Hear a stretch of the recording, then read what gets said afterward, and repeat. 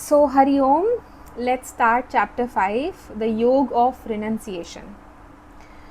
What we're talking before is Karma Yoga, Bhagwan has shared with us. Now, today, Karma Sannyas Yoga. Bhagwan Krishna is telling us path of renunciation of actions. Karma Sannyas Yoga. Renunciation of actions. So we'll start with Arjun Uvach, as always. Our dear friend Arjun is already seeking help, so we don't have to go and ask the same questions. So Arjun is saying, O Shri Krishna, you praised Karma Sannyas, that is the path of renunciation of actions, and you also advised to do Karma Yoga, which is working with devotion. We'll understand the difference between the both. Karma Sannyas Yoga means we are renunciation of actions. We'll understand deeply there. What does that mean?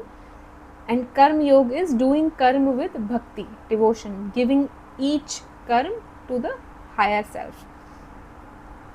Please tell me decisively which of the two is more beneficial. I think when we were doing the Hindi Bhagavad Gita, I shared that Arjun is asking which one is for me. At the end of Gita, Bhagwan Krishna will tell him what is for him. Because till now he doesn't know which thing he has to follow. Like every other person, every other soul, we also hear so many, yoga, karma yoga, dhyan yoga, bhakti yoga, karma sannyas yoga, sankhya yoga, and you'll be like, what do I have to do? Because mind is in a habit of doing something. Bhagwan has given all the answers already to Arjun, but he's not getting it yet. Clarity is not coming. Still lacks clarity. So he's still asking, what is it for me, Shri Krishna? Then the Supreme Lord, Bhagwan Krishna says, both the path of Karma Sannyas and Karma Yoga lead to the supreme goal. Bhagwan Krishna also doesn't answer like in one thing. He always goes round and round because he knows how the mind works. He knows how to cheat it. So he never say, oh, what is the answer to this? Yes, no, right, wrong. Never says.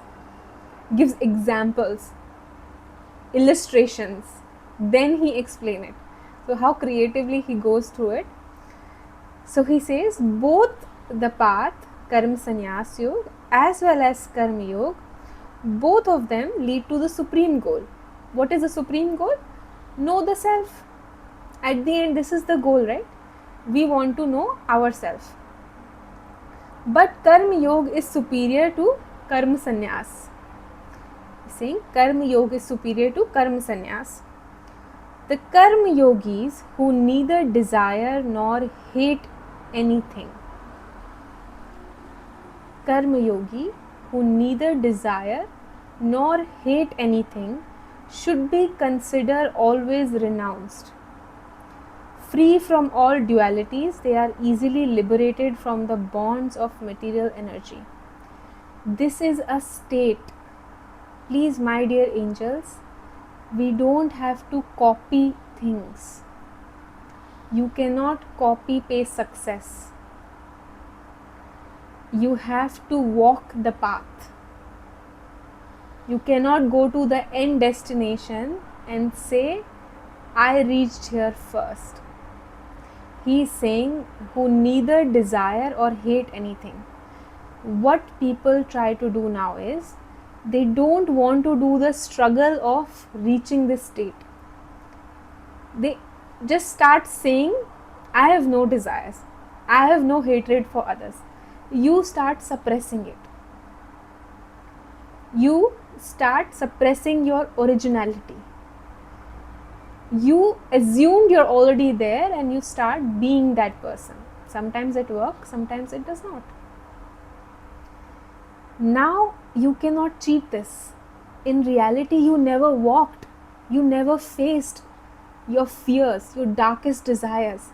You never faced your inner devils, and you say reach the final destination. I don't know if you know this, many saints who enlightened ones who led to religions after they were passed away from their body, they faced their fears. They never escaped. If you say Nanak Ji, he went into the water for 3 days. What was he doing there? Everybody is facing there. What's inside? What's inside me? We say Buddha was there, and then Mara, which was fear, came to kill him.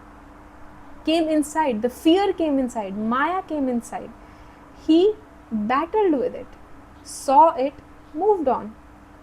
You cannot escape to the end.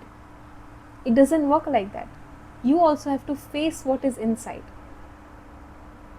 So we must face this, and Bhagwan is saying कि both of the things reach to supreme goal, Arjun, but Karma yogis neither desire nor hate anything. You today have desire and you also hate things, correct? Which means we are not Karma yogis. We are doing karma, but we are not yogi. The yogi word is added after when you achieve connection with God. They should always be considered renounced. So even if they are sitting in Raj Mahal, lot of luxury, they are already renounced from within. They don't want any material things. The attraction isn't there. Only the ignorant speak of Sankhya, means renunciation. Only the one who has not realized himself, they talk about renunciation. So clearly Bhagwan is saying this is stupidity. Leaving things and sitting somewhere, it's not the way. You're still ignorant. You're still in agyan. And Karma Yoga as different. Ignorant speak of Sankhya, means renunciation, and Karma Yoga as different. Those who are truly learned say that by applying ourselves to any of these paths, we can achieve the result of both. So the truly experienced and learned people already know whichever path you go, you will get the result of both. The supreme state that is attained by means of karma sannyas is also attained by working in devotion. He is saying if you work in devotion, give all your karmas to the devotee, that I am just giving it. It's not for me. I don't want the result. When this thought, even you don't need to put. A state will come where you don't actually have desire of the outcome. That thought only will not come, what will I get in this? The moment you say this, what will I get? You went down. 10 stories, 20 stories, you got down. Got down of what? That also you should understand. There's no serial path. There's a zigzag. Okay? It's also one mistake everybody thinks. There is, you have to climb path of enlightenment and stuff like that. There's no vertical stairs. It's a zigzag. Okay? The supreme state is attained by means of karma sannyas, is also attained by working in devotion. So even bhakti, if you do, at the end you achieve that supreme state. What's the supreme state? That I am no one. I am not. I am not. Who's the I? Mind. Who exists? Atma. That's the supreme state. One location, many ways to go there. Hence, those who see karma sannyas and karma yoga to be identical, they truly see things as they are. As they are. What we see things is vibhajan. You see things split. You have split things into multiple segments. You don't see things as they are. Where there's different beings also same, imagine different parts also same. It's so if you go into the matrix, it's so complex, but if you go out of it, it's so easy.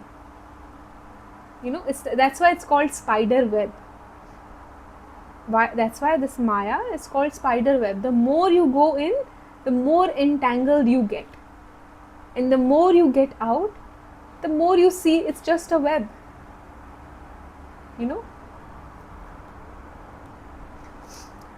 Perfect renunciation is difficult to attain without performing work in devotion.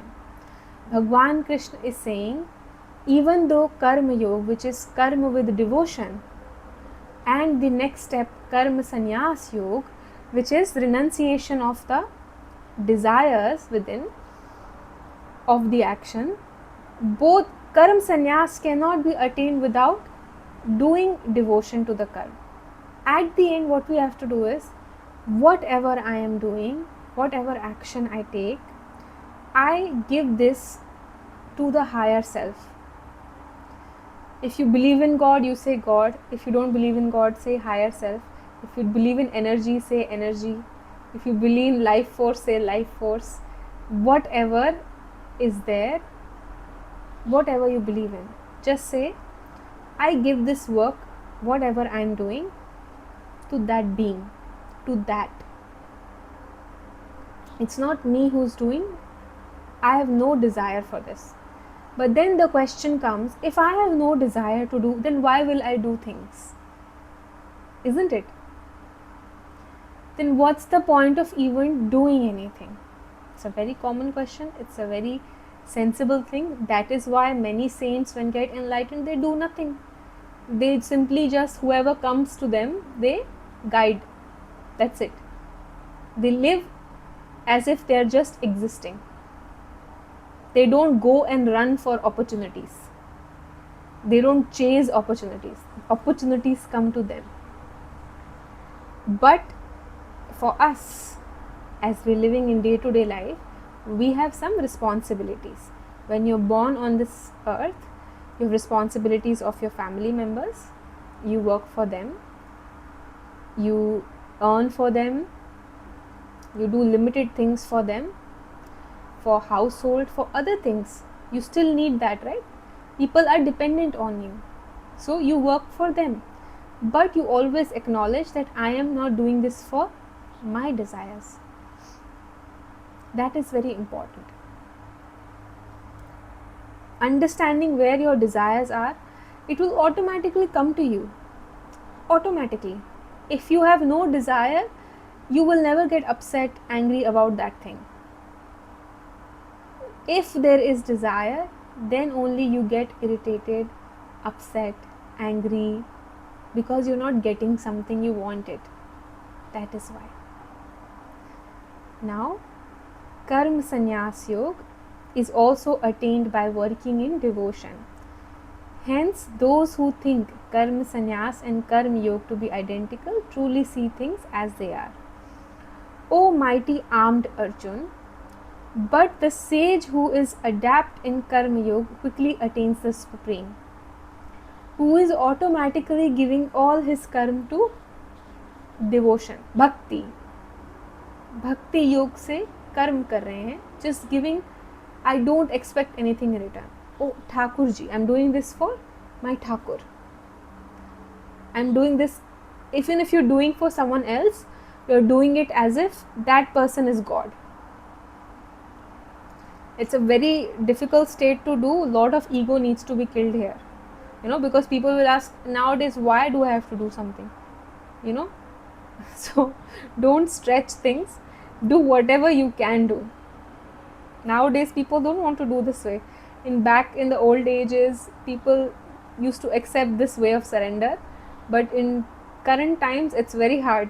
Nobody wants to surrender. But God knows how to make everything happen. It will put so much attachment inside of you when He wants to make you surrender, when He wants to kill your ego. He will put so much attachment to that one thing that you will bend backwards and forward. You will kill that ego. You will have to. You will be forced to. Forced to bend, forced to ask for forgiveness, forced to apologize. When the time will come, He knows how to do it. You may be very, nowadays people say, why I have to do this, why I have to do that, I want to live alone, I don't want to live in a messy life, toxic culture.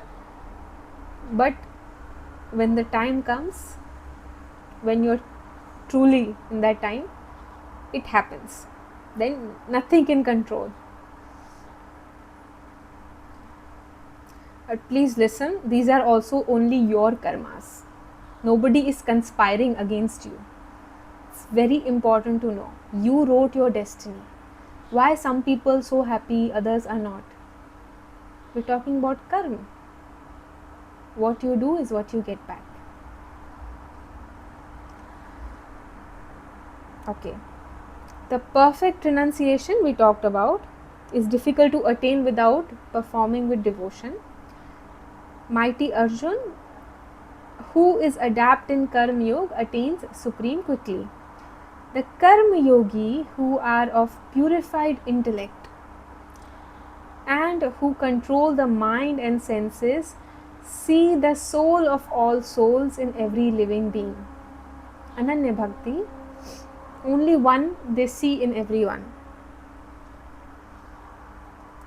Karma Yogi are the one who are purified intellect, means buddhi shuddh buddhi. Purified intellect means they don't create evil plans for others. That's purified intellect. Control their mind. They know how to control this mind, which is ball of thoughts, and then senses. Your indriya, the way you speak, talk, behave, all of these things. And they see the soul in every living being. They see that soul in every living being. They know it's what I am is what they are. So one thing at a time.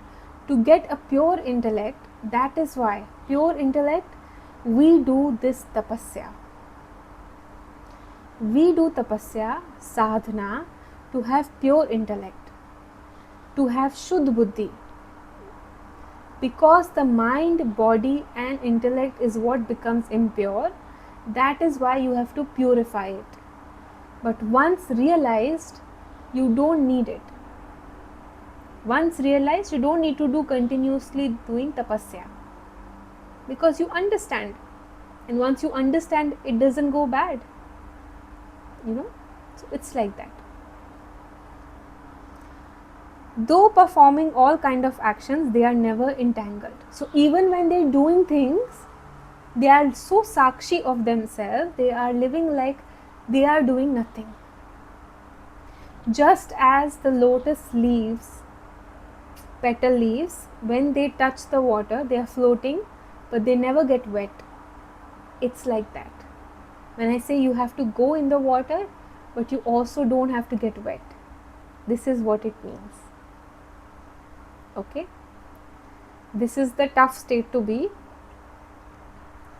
Those steadfast in Karma Yoga, very important, most important shlok of our Karma Yoga here. Those steadfast in Karma Yoga always think, I am not the doer. It's not me who is doing it. Even while engaged in seeing, hearing, touching, smelling, moving, sleeping, breathing, speaking, exerting, grasping and opening or closing the eyes. Even while blinking eyes, they know it's not me. You're not even control of your breath, your whole body, digestive system, lymphatic system, blood, veins, so many things inside of you. So many animals are living inside of you. You don't know. Bacteria and all these things. You have no control. You have no idea. You are not the doer. So those who are in Karma Yoga, they understand. See, the path says Karma Yoga, and the irony is that you are not the doer. You know, you are not the one doing karma. That's what defines Karma Yoga. With the light of divine knowledge, they see that it is only the material senses that are moving amongst their object. Only these material things and material senses are moving. It is not me who is the doer. I am only a seer. When you go sit with this for a while, what do you mean I am not the doer? Because if you actually sit with this statement, you will have a lot of questions. But I see myself doing, then how come I am not the doer? I see myself cooking, going to office, making food, eating, sleeping, doing everything. Then how I am not the doer? How is it possible? That is what I want you all to sit with. Today, go home, work on this for a week. I am not the doer. Then who is doing? Can you control anything? If you try to do it, you have tried controlling whole life. People, situations, emotions, everything. Nothing is in your control. Your own emotions also, thoughts, everything is out of control.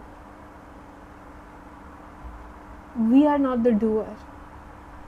Sit with this. Sit with yourself and try to experience. We will do experience.